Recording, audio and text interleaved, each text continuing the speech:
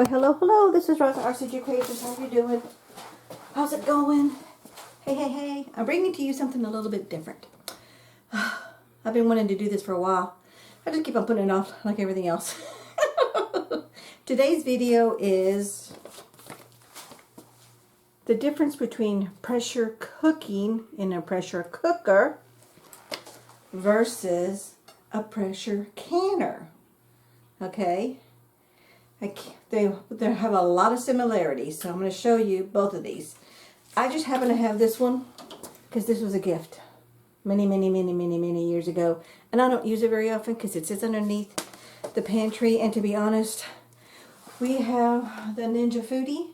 Hubby loves it, and that's such a time saver, and you can set it and walk away. This stuff, both of these, you can kind of set it and kind of walk away, but kind of not. Okay, and then until you're really experienced and you know exactly what it's doing, what you're listening to, what are you hearing for on each one of the machines, is something you definitely keep up with. And like for me on my pressure cooker, it did take me like 7 or 8 times before I finally felt comfortable to literally, once it processes it, I can literally set it on my sweet spot on my oven, and I can walk away in another part of the house. Now, I'm only one room over, so I can still hear the little jiggle. And let me get the little jiggler. I forgot to bring it. So this will the little jiggle. This is your weight. And so basically, let me explain the big differences. A pressure canner is where you put food or liquid, water, broth, whatever, or food, inside a mason jar. You seal it with a sealable lid. Most of them are metal, but then you also have their reusable lids, like Tattlers. There are also another brand named Reusable Lids. There are other brands out there. And they have a little rubber gasket on them. And the pressure of the pot with the heat and the water that's in it builds pressure in the jar, and that's what causes the seal. So after you're through processing, and this is one thing on both of these tools, you have to really pay attention to your recipe until you know for a fact how to do it all the time. Then you don't have to mess with it, and then you know when you can tweak something and when you can't tweak something. In pressure canning your jars of food, until you know, stick exactly to the measurements. Don't add, don't subtract a little bit. Be exact as much as possible. You're going to thank yourself because, number one, you're either going to get a broken jar, a failed seal, a waste of food. Now, which not only that, number 4, is you just wasted your entire time. Okay, so until you get really comfortable with both of these, really follow the recipe exactly and make sure that you're doing a recipe that's pressure canning or a recipe that's for a pressure cooker. Okay, now I'm going to show you a little bit on both of these because there's a lot of similarities. Both of these have a little lid. Okay, I happen to have the All-American, so that's what I'm showing you. There's a Presto, which is very common. There's different brands out there. So you do what you want, which you get, and use what you have. Okay? So here's your lid. This is solid steel. This is a heavy-duty tool. I like the All-American. There's a little arrow, right? Let's see. I'm trying to see if I can see it in the camera. Okay, where is it? There it is. Right here. There's a little arrow. And you line the little arrow with the little notch. This happens to have these little raised edges. I think there's only 2. Yeah, there's 3. There's 3 of them. 1, 2, and 3. And what it does, you position it, line it up, and then this locks in on all 3 of those sections, and that helps lock it in. But you always want to double check to make sure that it's level, because sometimes one may not be as level as the other side. So make sure that that is, and then you're going to tighten your screws opposite sides. Okay, this one's, something's off here. Oh, I just need to go unscrew it a little bit. Okay, actually no, there's something wrong. This is not perfectly straight. It won't close properly. So this is what you always just get them on here. Don't make them really tight. Sorry for the reach there, but I'm a shorty and I can't go back here. I'm too short. And you have to loosen them up until they have enough room to go over because of this little knob thing here. Okay, once they're all done, then you tighten them all up. Okay, but we're not going to do any pressure canning tonight. And typically when you undo it, you put them on, you take them off exactly the same. The two opposite sides, the two opposite sides, and the two opposite sides. Okay, and that's how you take it off. This one on your cooker has a rubber seal. You always want to check it before each use, or at least every 3 uses. Really double check it. Make sure that it's not cracked, because if it's cracked, it's not going to work. Okay. This one also recommends that you oil the inside, and I use petroleum jelly. I'm just going to get a little on my finger. My finger's black because I just came from a crafting area, and I was working with some black ink. And then you just want to lubricate for easy, quick release. Just the inside only. Okay? And I'm doing this because we're going to actually make a food item in the pressure cooker. Okay. Just want to make sure that's... My OCD kicks in and I got to pay attention to one thing at a time. Okay, so that's in all the way.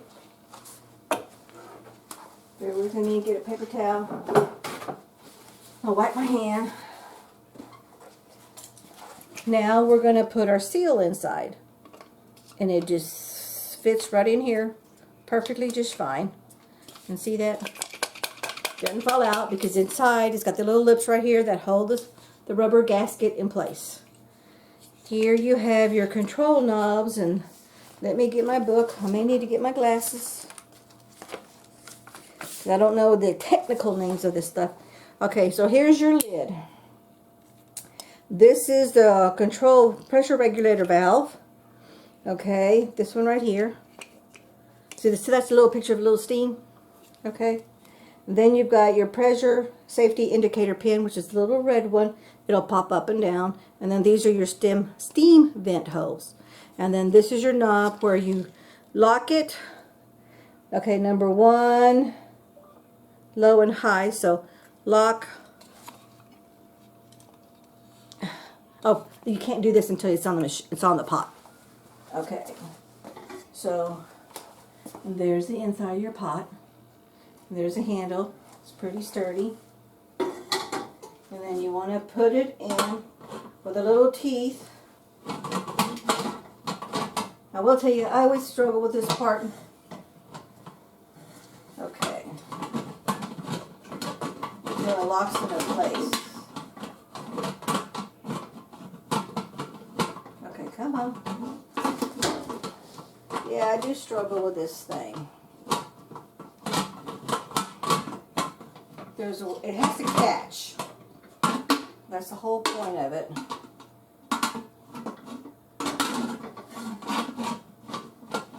I'm pretty positive. I practiced this before the video. I just hit it. Okay, it's not on. Okay, you know what? Let me practice because I don't want this video to get too long. I want to stay within my 15 minutes. Let me practice it and I'll bring you back. Okay. I have hubby help me. Hubby's right here. Okay. Here it is, totally closed. As you can see, there it is. Now, to open it, you turn it to the right and it lifts right back out. To close it, you want to hold it and make sure it's totally level.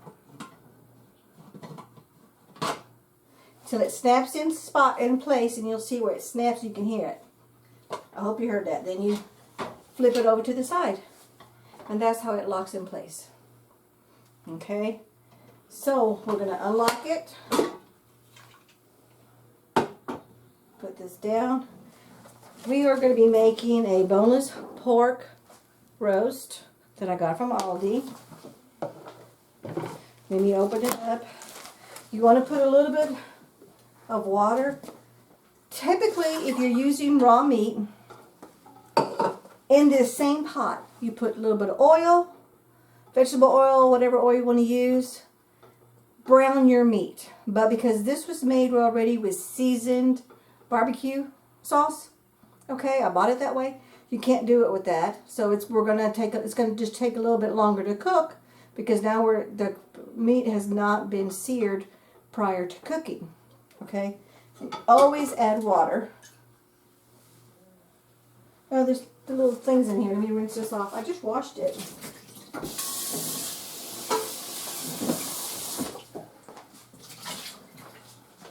But I may have had something in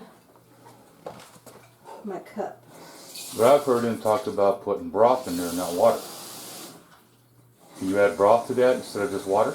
Yeah, you could do broth or water. Wouldn't broth be better with the flavor of that? Oh no, because it's got the barbecue. I don't want the broth to offset it, but it should. This is pork, so I don't know. Okay. You know, that's something. If anybody knows about pressure cooker, let me know. Okay, post me a comment.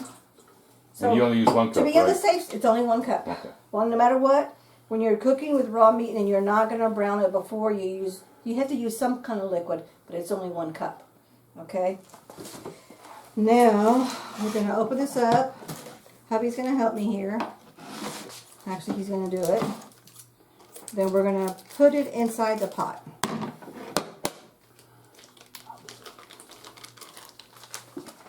No, we dump it. Don't put your hands on it. No. Because we want all the juices to be inside the pot from the bag. Okay? Oops. Now, I'm going to bring you up and see that, because that meat is so big. Okay, let me turn it just a little bit, but it doesn't really matter. I don't think you saw that, but I splattered. I made a big mess. Let me clean it splashed, because when I moved it, I didn't have control over it and stuff. So I'm sure you heard the Well, this is that. It wouldn't be a video of Rosa cooking if Rosa didn't make a mess. Okay, so let me bring you up to it. And see that now has nice and flat? And of course, if you want to add onions, seasonings, herbs, whatever, you feel free, you go ahead and do it. But we're not going to do this right now. So I'm going to go ahead and we're going to lay this flat. It locks in, you hear it snap. Turn it sideways. Make sure it's locked. This thing's not moving. Okay. I don't know if this has something to do with it. So we'll see, but it's locked as far as I can tell. So you know what, let me just do some more research. We'll bring you back. We're learning how to do this thing, so y'all are learning with me. You're my friends. Okay, we're back, and hubby's going to help me because I'm having struggles. Okay, he's going to put the lid. Okay, there's a thing. Get closer to the, up here. There's this little knob right here. You have to push down on it, and that's what releases the knob to go up and down right here. You can't see. You're not in view. Okay, just say it. Just say what they're doing. There's a knob right back here, and I don't know if it's on all of them or just hers. I had to push this knob down to push this switch all the way back to the high setting, which is number 2. I couldn't do it manual. I had to release it here. So that's maybe how it works. We're not 100% sure. So it is on setting number 2, which is the high setting you want to cook on. I'll put the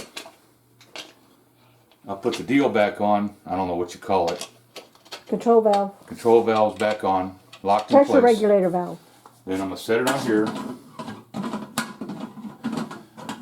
See, it is tricky. Put it on there. Told you, it's not just me. Hey, see? And then they both got to touch each other. Both handles have to touch each other. I think it's the knob. There you go.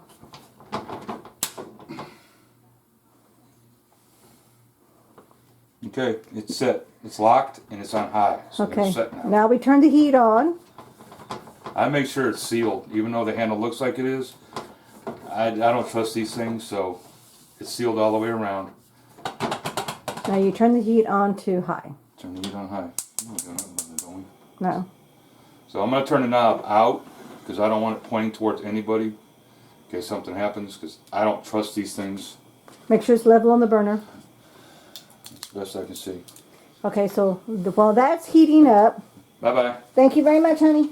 Okay, while that's heating up, once it comes to pressure, which you'll hear the steam valve release. When the steam valve, oh, I'm sorry, I bumped the camera. When the steam valve releases, that's when you turn the temperature down to medium, and then that's when you process. And this particular cut of meat says processing time is 45 minutes. Again, this is where I was mentioning that you have to go by and follow the recipe, especially when you're new like me.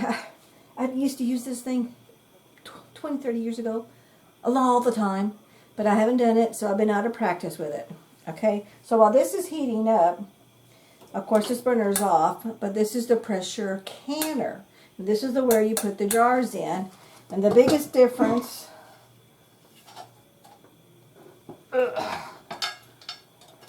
Oh, I forgot I had one of my little screws on here.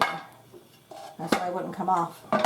Okay, and this thing is very heavy because it's solid steel. Here you have a plate, metal plate, and it has to, they call it metal rack. You have to have a metal rack in the cooker, the canner, okay? And that's because you don't want the jars to be right on the bottom of the pan, okay? And then you're gonna, depending on the machine that you have, determines the amount of water. And you see how my machine, let me turn my camera so I can see. See how my machine right here, my pot, is darker? There's where most of the water sits, which for me, it's for this particular model of canner, it's 2 inches. Some of them may say 3. Remember, just read your manual. Follow what your manual says based on your model style, okay? And then that's it. And then this water rings right here is whenever I do double stacks, because I can only fit 8 quarts in here and that's it. But on the pints and the smaller than that, the half pints, I can double stack and get another rack, put it on top of the glass jars, and get another rack and put more water in here. You don't need, you don't need any more water. The water level's still the same, whether you're single stack or double stack, it doesn't matter. The water level is still the same, which for this particular model is either 2 or 3, and it's your personal choice on you. I'm comfortable with 2, and I always just stick with 2. That's just what I do. Now that I have that darker ring, I just feel it till I get close enough that I cover the darker ring, and then that's my water. But I can always measure. And I've got 3 or 4 of these. These are debubblers, and then your head spacing categories. And I just got a Sharpie and I label 1, 2, and 3 inches of water. Again, I do the 1, 2, or 3 because it depends on what I'm doing, what the recipe says, and what I follow. Then, pretend my jars are in here. We're going to close it. Line my arrow with this guy. Pretend I got all of my little knobs in there. We'll just pretend I have my little knobs in here. I'm going to turn my heat on. I personally, this is just me because I've done this so many times, I'm not going to go directly to high first. But before I do any of that, before I add water, I always make sure that this is totally level. I want my canner to be totally level on the burner on all 4 sides. So bend down here and look to make sure that it's level, because it's a lot safer for you, okay? So let's just say it's level. Let's just say all these knobs are in locking spots.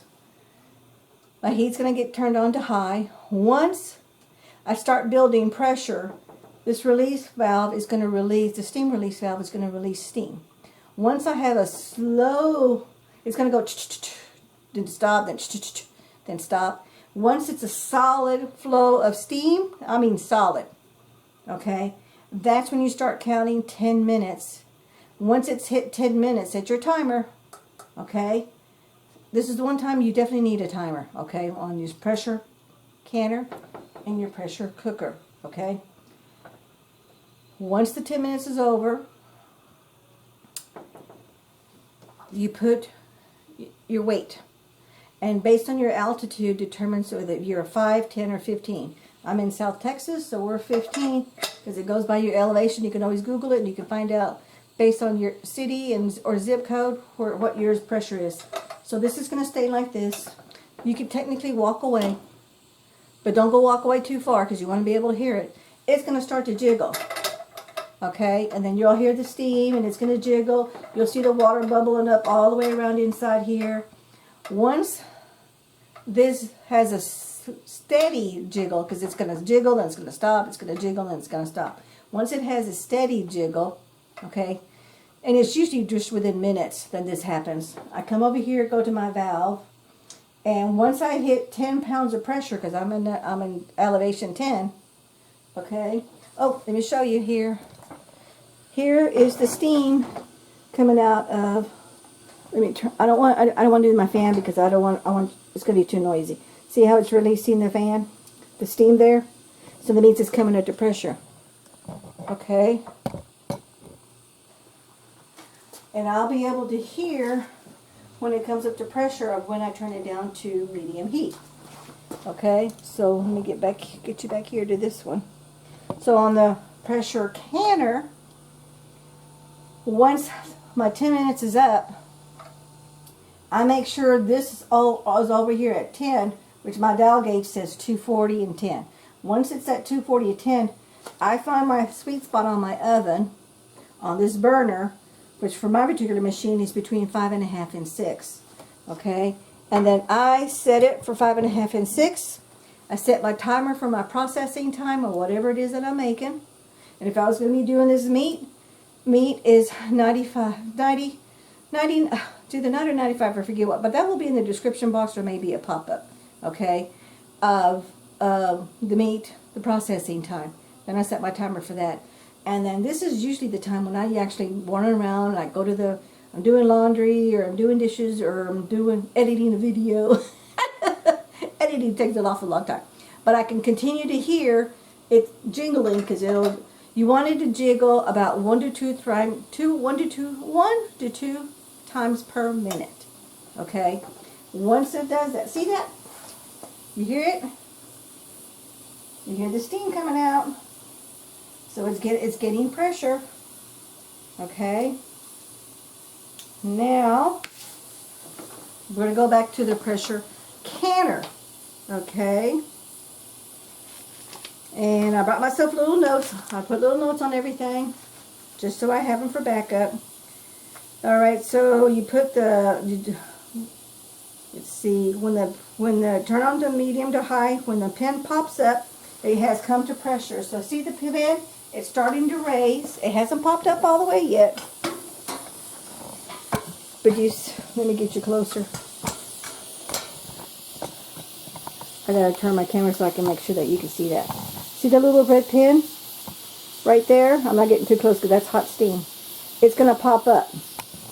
That is how you know. That's why you can't really walk away. Sorry, I'm moving things back and forth. But I want you to see, because this is really a very educational video on the difference between a pressure canner and a pressure cooker. So with my directions of what I gave myself, what I've done before, is when the pin pops up, it has come to pressure. Then you want to turn your heat to set the timer based on your recipe. And this particular recipe said put it on medium. So I'm going to put it on medium heat. Then I'm going to set my timer for 45 minutes. Okay? And then I'm just going to basically, I literally can walk away because on this particular cooker, I don't need to be right here with it like I do with the canner. Now once I'm already at pressure on my canner, and I know I'm at 240 digital or 10 pounds of weight, and I know my knob is on 5 or 6, and I know I hear my jiggler, my weight jiggle 1 to 2 times per minute, then I'm going to do it. So it's going to go jiggle, jiggle, jiggle, okay, and then jiggle, jiggle, jiggle, and then stop, and then it's going to do it again. It's going to go off and on, off and on, off and on. As long as you continue it here, going off and on, you're doing good, okay? Then let's see, we set the timer on the cooker, okay, and we'll set the timer, turn down your heat, and then you can walk away. Now, pressure canner, never, never, never, never, never, never, I have to stress this more than anything, take it and put it in the sink and run hot water on it. Let it come down to 0, all totally on its own. So once you processed, let's just say it's a 45-minute processing time. Once you processed it, you set your timer for 45 minutes. When the timer goes off, you come over here, get some tongs or get a hot plate and take this off because this is a very, very, very hot. Put it down in a heat-proof area, okay? Set your timer for 10 minutes because this is slowly releasing the pressure in the canner itself. Then after 10 minutes, then you can come back in here and this should be at 0. It may be 10 minutes, it may be 15, it may be 20. It varies, and it depends on the contents, how many jars are in there, what kind of the weight is in the jars of food, like if it's meat or if it's broth, whatever it is that you're doing, okay? And this particular canner, because of the size, I know it takes about 20 minutes for it to come down to 0, okay? Once it comes to 0, and it's totally cooked, I give myself, and I set my timer, would you hear it sizzling? Here's the cooker sizzling. I set my timer for an additional 10 minutes. Once that 10 minutes is up, then at that time, I come in here, I take out my knobs, each one the opposite side, 2 at a time on the opposite side, take it off, pull this, pick it up, make sure you put it away from you because this is steam, and if you can, leave it in here and hold it for a little bit, let all the steam come out, put this somewhere where it's heat safe, okay? I wait an additional 5 minutes, set my timer for 5 minutes, then I get my jars. I put them usually on the counter right here next to me, right here is where they're at. I set a towel down because you don't ever want to put hot jars on a cold counter because that could shock them and that you could cause breakage of that jar. I set them down here. Make sure you leave a little bit of a gap in between each jar as you're laying them all down. If you need more room, grab another towel and go on the other side. Go on the kitchen table. You go wherever you want to go. It's up to you. I just don't like dripping water all over my floor, so that's why I use this counter and that counter space. So hubby and I both know when I'm pressure canning, these 2 counters are being used for the jars when they come out. So then you take your jars out. You let this totally cool naturally. Okay, once the water has cooled off where you could actually lukewarm water touch it, then you can dump it and wash out. If you have any siphoning, sometimes you have siphoning, sometimes you don't. It just varies. If you have siphoning, you definitely want to wash the inside of your pot with soap and water, hot soap and water. Wash it out, dry it. I personally just like to dry it because I just want it to last longer. It's solid steel. This is not aluminum, solid steel. That's what the All-American is. It's the top of the line of pressure canners. Okay? And then you're okay. You can put it away. You can store it away and you're done. You leave your jars exactly where they are. Don't touch them.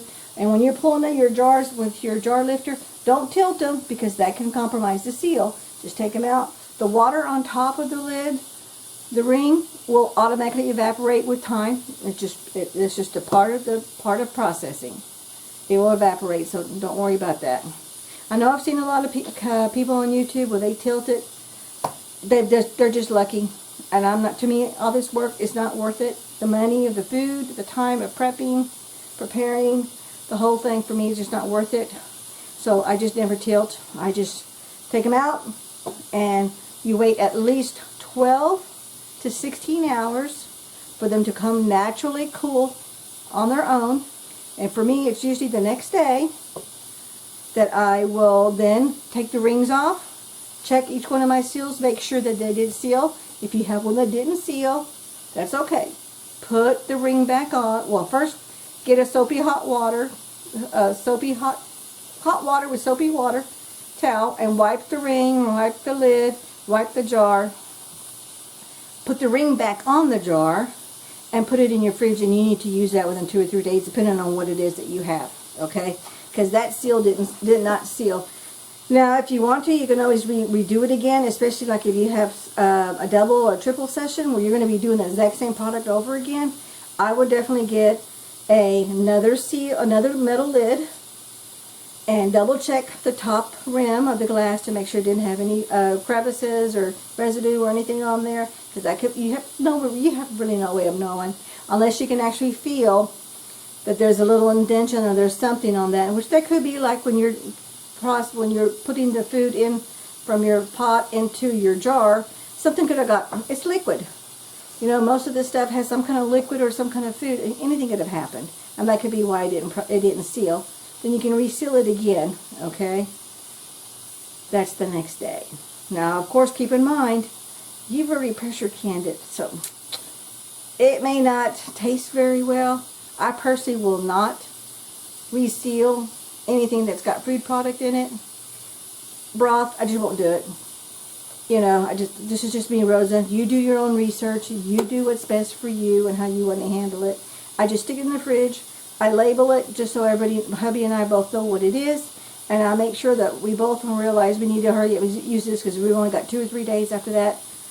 Or, you know what, if it's something that I really want to save, I want to keep it, freeze it. Put it in a freezer container, whatever the item is, label it, stick it in the freezer, and it'll be in there for months and months, and you'll be totally fine.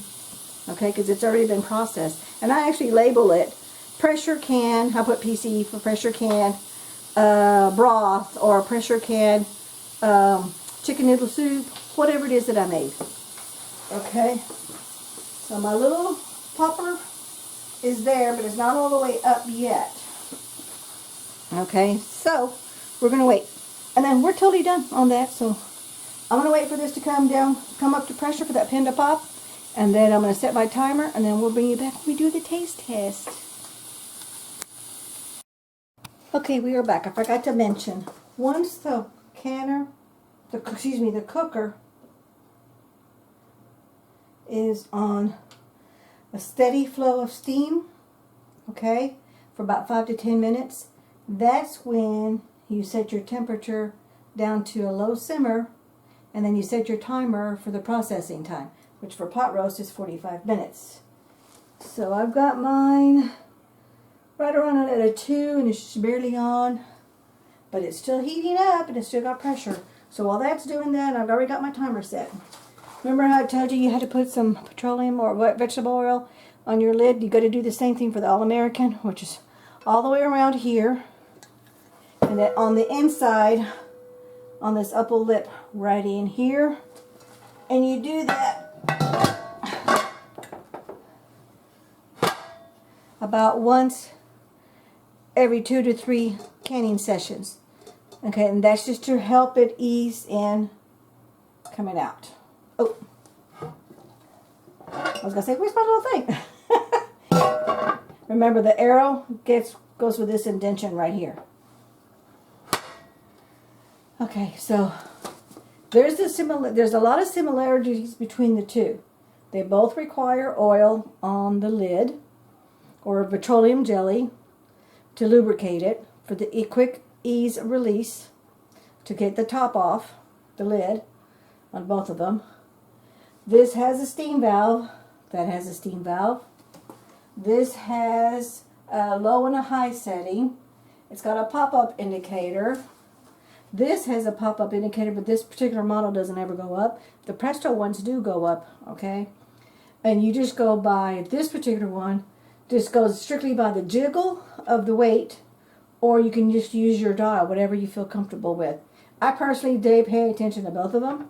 That's just me. Okay, so those are similarities on both of those. And again, like I said, never, never, never try to cool this down faster. You're gonna be in a very, very dangerous situation. It could kill you. Okay, this is a heavy duty steel machine tool, not a machine, a pot. Okay, this is solid. It's heavy. But that's the whole reason of having this. This is going to go down at least 4 or 5 generations. And I can pass this down. And my family will be able to enjoy it. And there's going to be nothing wrong with it other than maybe having to replace the seal. Oh, there's my line. Maybe having to replace the, you'll have to replace the seal because it's a rubber gasket. Okay, sorry about that. There's my other chore I got to get done tonight. Okay. This one has a rubber gasket you'll have to replace. You may have to replace this little knob. You may. I've heard some people say they lost their weight. It's like, oh, okay. This may need to get replaced within time, and you always want to check it before each use to make sure you pull it up to the air, make sure you can see light, because that needs to. That's where the steam comes out. So that needs to make sure that it's open. And you can replace. All these items are replaceable. You can get the handle, the gauge, these little black knobby things, these little metal screw things, and I'm just going to close this back up because when I move it around, I hate for it to hear it jingling. I'm not going to close it too totally tight.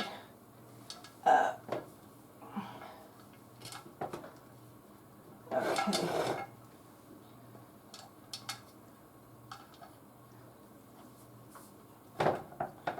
Sometimes you have to pressure it. Now, but remember, careful. I'm doing this and I'm touching it because it's cold. It's not hot. Once it's hot, you can't do all this stuff. Okay, you got to use a pot holder or oven mitts, whatever it is you have. The biggest reason why you may have trouble putting this inside is because it's not open all the way to give itself room, and that's usually the situation. Sorry about the reach there. The little shorty Rosa has short arms. Okay. And then, this is solid steel, top and bottom. So this has got weight to it. Okay, so I'm moving this out of the way. There's no sense in being here next to the heat. So now I can go sit down and take a little chill pill, get my other chore done, and then we'll bring you back for the taste test. But I wanted to let you know that you do have to wait. Once you see the steady steam on the cooker, give it about 5 to 10 minutes of steady steam. Then set your oven to a low simmer. Set your timer for the processing time. And then once that happens, we'll bring you back when we get to that phase, okay? Because I want you to see step by step. And please, don't be scared. These are tools. These have been around, I think the 1915, 1920s, 1917, something like that. These have been around that long. You know, and yeah, there's a lot of, you can see where a lot of people messed up. And because a lot of them did what they thought they could do, and they can't. You got to remember, this is a tool. And the reason, why do you want to pressure cook? Well, a pot roast would take about 1.5 hours to 2 hours in the oven or on the stovetop. In the pressure canner, the pressure cooker, it takes 45 minutes time. And because of the pressure of the pressure cooker, it's so moist, so soft, it infuses all the flavors, because that's part of what pressure cooking is. The same reason when you do a pressure canner, the pressure in the canner infused the food in the jar as it's cooking and boiling and heating up, and it's infusing each other. which is why a good reason why you got to be really careful on how you put your metal lid, how you attach your metal ring, or if you use a reusable or tattler lid, and the rubber gasket. Make sure you set all that, do your homework, all that. I have a video on that, on how to do that. I'll put a link in the description box on how to use your reusable lids, tattlers. There's different names from them, okay? And I personally like those because number one, the lid never goes away. You use it over and over and over and over and over and over and over. On the metal lids that you buy, they're typically just one-time use only. There's a lot of canners out there that will only use the lids once. I personally use them 3 times. I put a little black Sharpie marker on the lid, put a little tick mark. I use them 3 times. I've actually done a few times where I've used them 4 times. They still perfectly seal. In fact, I have some in my long-term storage right now. It's been over a year, and that jar that's been used 4 times is still perfectly sealed. It's like anything else. It's just the luck of the draw. You may have a broken jar, and who knows why or what. Don't get upset about that, because it happens to everybody. Brand new learners who've been learning how to do this, seasoned people who've been canning for years and years and years, 3 or 4 generations. It's just one of those things you just never know. Okay. So now I'm going to put you on pause, and we'll bring you back when it's time to. The timer goes off for 45 minutes. We're going to release this pressure, and then we're going to take it out, and then Hubby's going to help me with that, and then we'll do the taste test. Okay, the timer went off, so we should be done.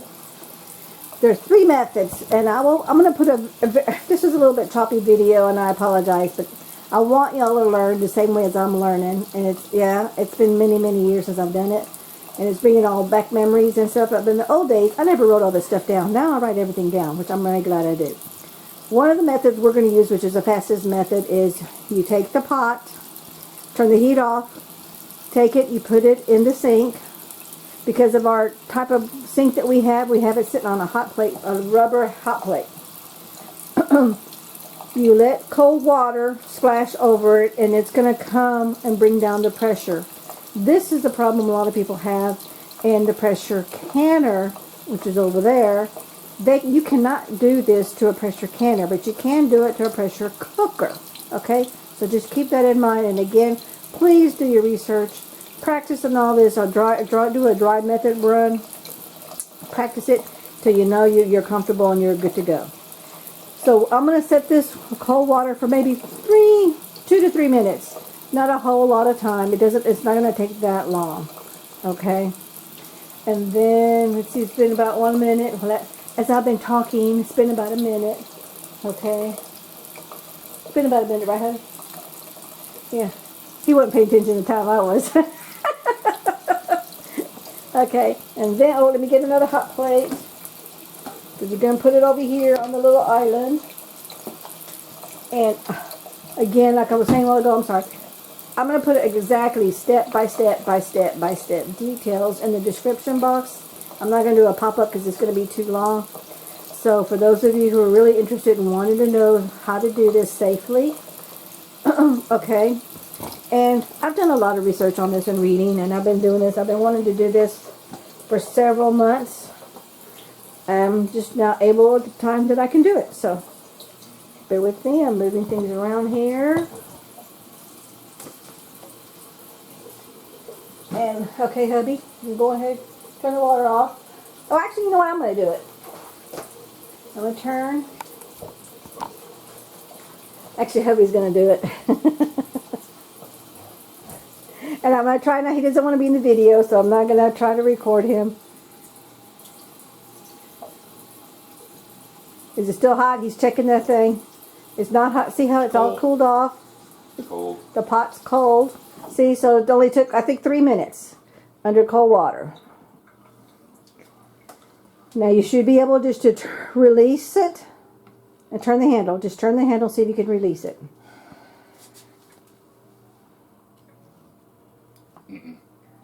Okay, so that means it's not ready, because when the pressure's gone, it'll be easy to release.